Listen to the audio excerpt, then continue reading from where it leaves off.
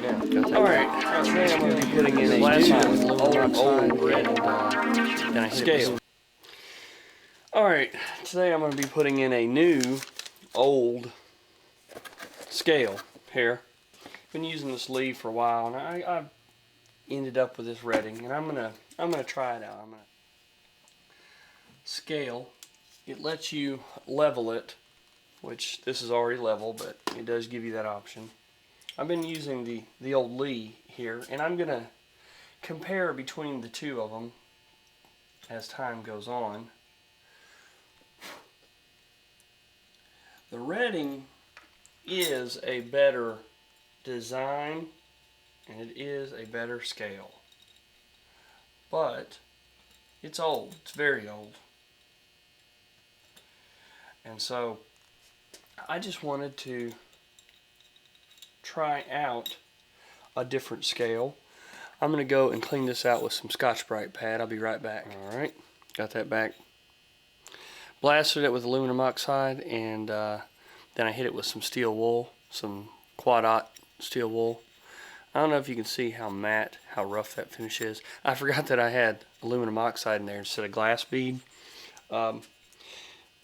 Glass bead will give a nice sheen, almost shine it, whereas the aluminum oxide is some rough stuff. It'll absolutely tear up a finish, that's for sure. Now, there's going to always need to be some adjusting done. This thing's old, and you know, like the way that this fits in there, I'm going to have to adjust on it just a hair to get it to where it sits at the right angle, sits level and everything. But once I get it all the way I want it, I think that this is going to be a better scale. Right here is your fine adjustment from, like I say, I've not had much experience with this unit, but from what I understand, this is your tenths, and this is your whole units here, and you just set it at 0 all the same, and it works basically in the same way that that unit there does.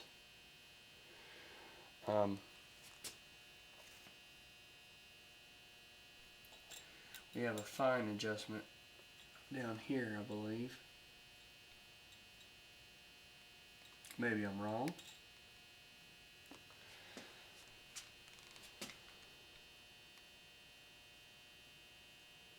Of course, that doesn't make any sense considering that it's in the middle of the pivot area. Like I say, I'm no expert. I just learn as I go. And if you guys come along for the ride, you're hopping on this ride at your own risk, because there's no telling where it may lead. Plain and simple.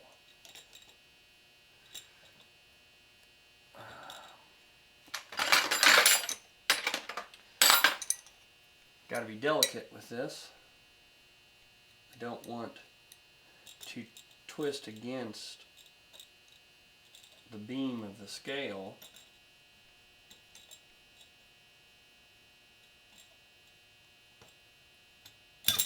There we go. All I needed to do was bust it loose. And did I also mention that I believe this scale will be more robust?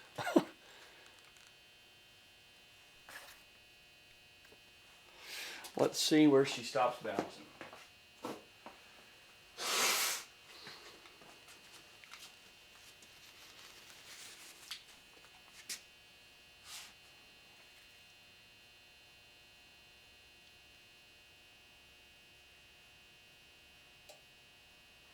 See, it was whenever I had it inside the house there, this was pretty well zeroed.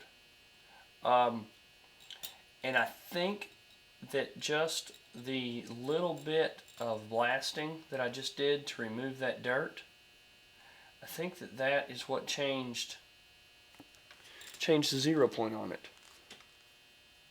So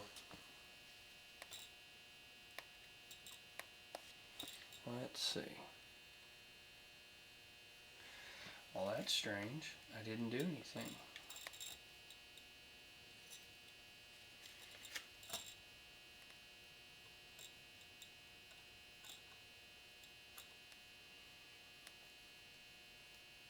Oh, I see. That weight there, it was just barely skewed. Let me go ahead and get it zeroed in and I'll show you where it was at.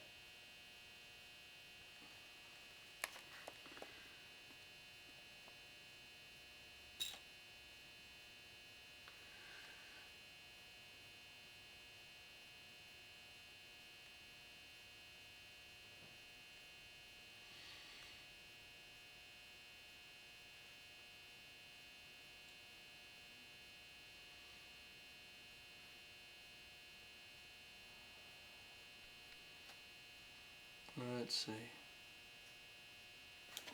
All right. Where are you going to stop at?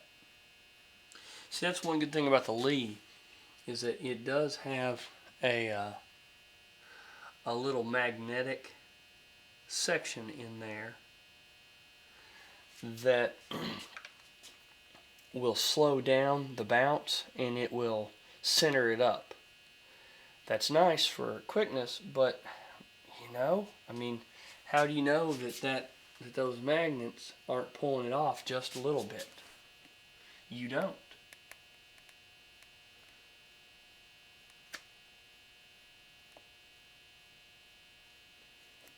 All right.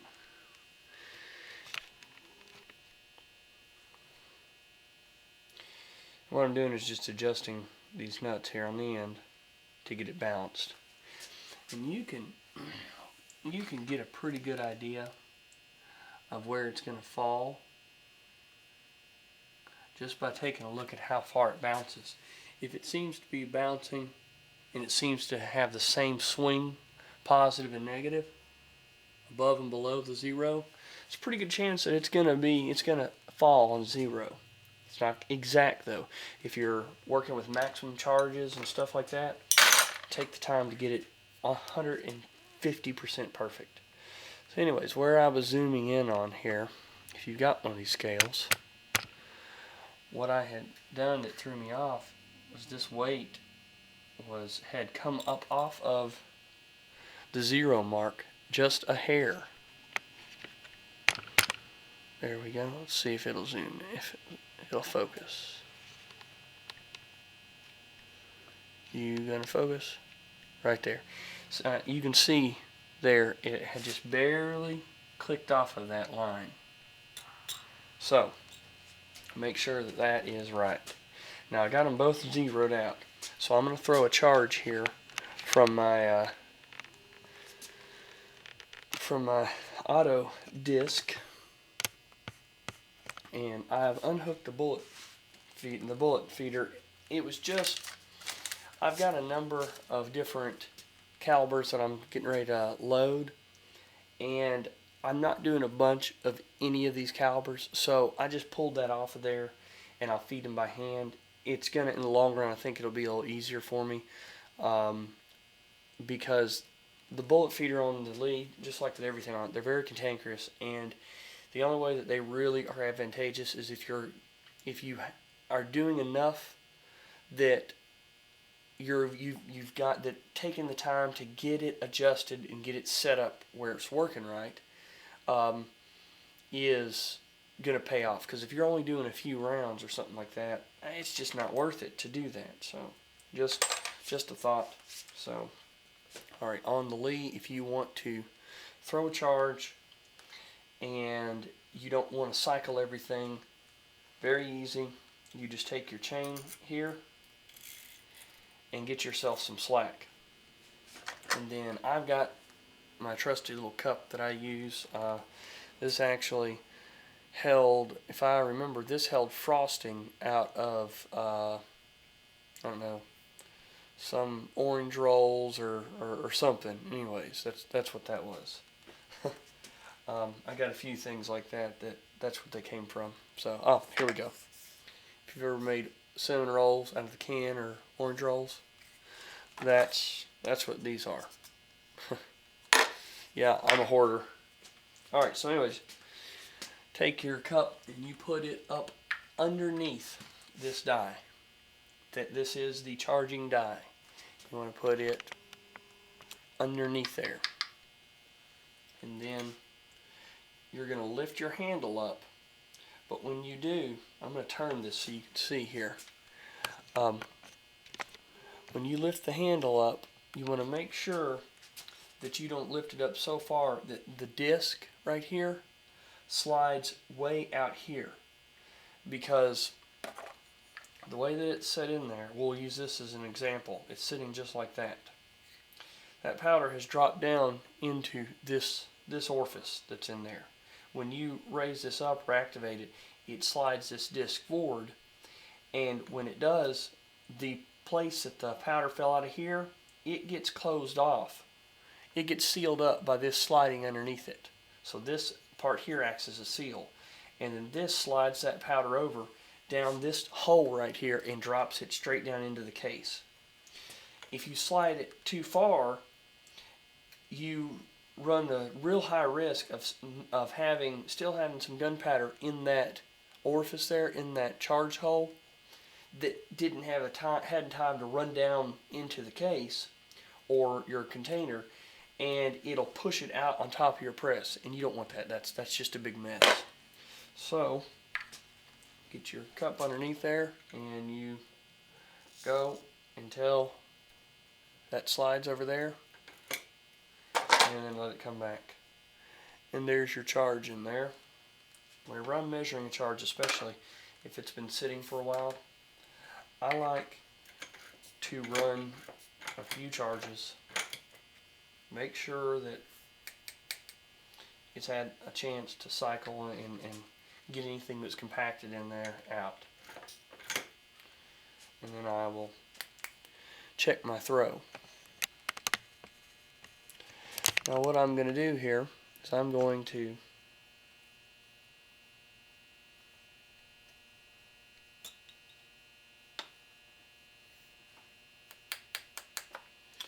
throw a charge there. Then I'm going to be doing two things here. First of all, I will be checking the consistency from charge to charge there on my powder thrower, and I'm going to be comparing these two.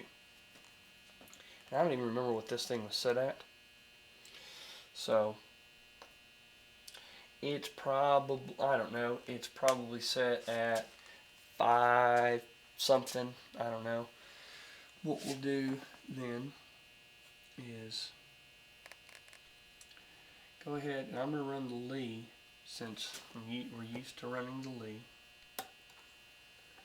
I'm going to run it to 5 grains, and let's see where that falls. Alright, we're heavy, heavier than 5 grains.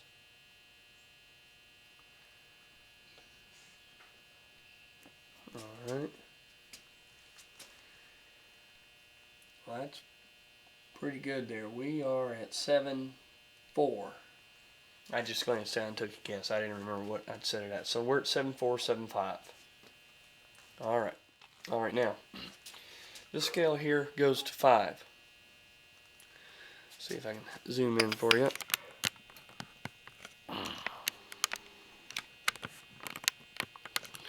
That scale goes to 5.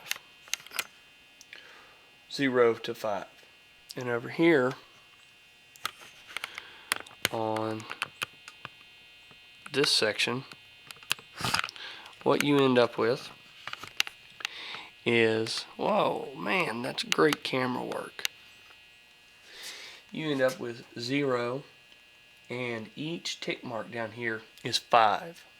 So if I were to leave this here and move this all the way to the last tick mark here, it would be the exact same thing as leaving this on 0 and moving this 1 tick mark. They're both 5. There is overlap. And So since I know we're probably 7, 7 grains something, what I'm going to do is go ahead and we're going to move this weight to the 5, which will be the first tick mark from 0. This, we're going to move it, so the way that'll be is now, once that's on 5, the way this counts is not 0 to 5. Now it'll be counting 5 to 10. Let me back out here so you see. Now that this is set on 5, this now will be, instead of 0 to 5, it'll be 5 to 10. It's just 5, 6, 7, 8, 9, 10. And that's how you count up. Same thing as that, it just looks different the way that it's done. So we're on 5 there. And then the 1 would be 6. And the 2 would actually be 7. I'm not used to manipulating this one. Alright, there's 7. And now, what we'll do, we'll see what we've got. So we're at 7. There's 7, 2. 7, 4.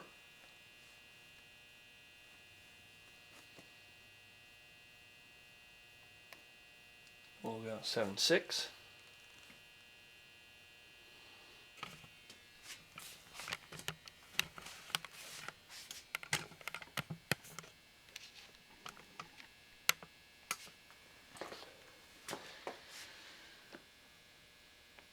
We'll go 7, 8.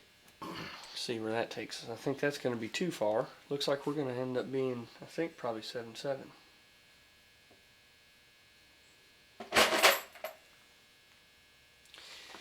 Yeah, we'll go back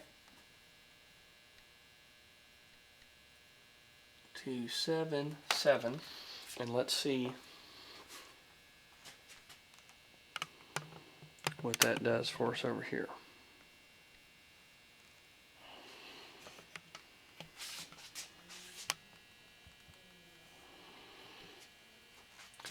Like I say, the disadvantage of this scale is going to be that it does not have the magnet that will keep it from bouncing.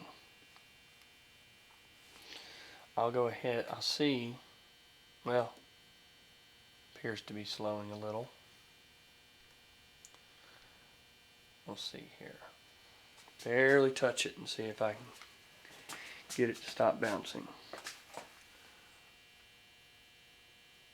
So, right there, we are at 5, 6, 7. That is at 7, let me see for sure where I've got it. That is at 7, 7. And then if you look right there, it's actually, you can't tell from your view, but you're 1 tick above the 0. And so that's a measurement as well. So the way that is actually going to read, see, this scale will take you 1 more place past the decimal. And so what you've got is 5, 6, 7, 7, 1. And that's your specific high accuracy measurement there. Now, what we've got over here is we're showing 7, 4. So on the Lee, I'm not going to say that it's measuring low, because it's impossible to, whenever you zero the Lee and everything, it's impossible to get everything 100% zeroed on it, because it's not quite as accurate. And when I say accurate, it's just, it doesn't have the indications, it doesn't have the tick marks, you don't have the ability to discern if everything is lined up 100%, or if it's a little off this way or that way. there's a larger margin of error on the Lee, but it's quicker. So I just wanted to show the comparison here. And now some of that also could be the differences in my powder charge. So what I'll do here, let's remove this charge, and I'll throw another one, and we'll see if we have some consistency.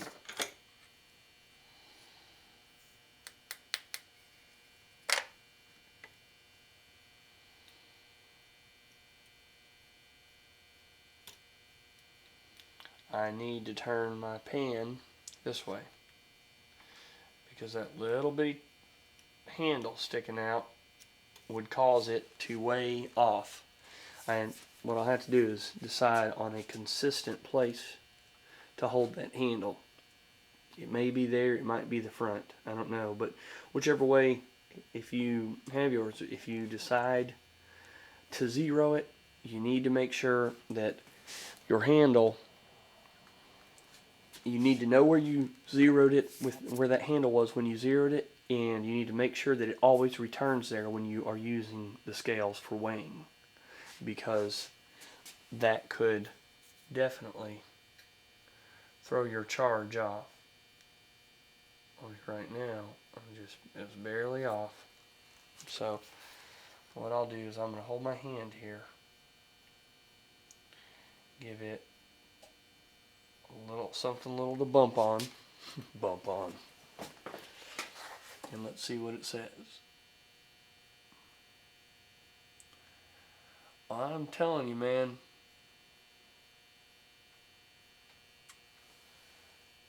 it's within a. That's almost dead nuts on. So yeah, that I'm definitely impressed with the Lee Auto Disc. It is throwing pretty consistent charges. So anyways, let's get to loading.